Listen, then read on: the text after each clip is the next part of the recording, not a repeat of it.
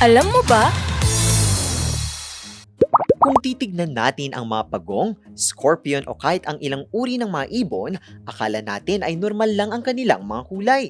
Pero, alam nyo ba na sa ilalim ng ultraviolet o UV light, bigla silang nagliliwanag sa kulay na neon green, pink o blue? Ang tawag dito ng mga scientist ay biofluorescence. Hindi ito mahika, kundi isang chemical reaction kung saan sinisipsip ng kanilang balat o balahibo ang liwanag at inilalabas ito bilang ibang kulay. Sa Pilipinas, natuklasan ng mga researcher na maging ang ating mga sea turtle o pawikan ay may ganito ring kakayahan. Ito ang hawksbill turtle o Eretmochelys imbricata.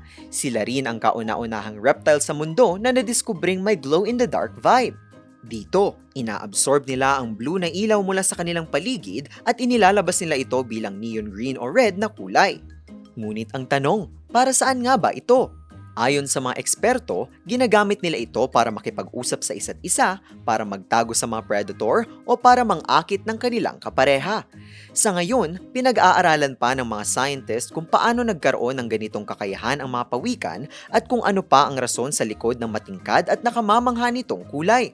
Kaya sa susunod na makakita kayo ng mga hayop sa gabi, isipin nyo na lang na baka may tinatago silang neon party na hindi lang natin nakikita. May trivia ba kayong nais malaman? I-comment na yan at ito ay aming aalamin. Ngayon, alam mo na!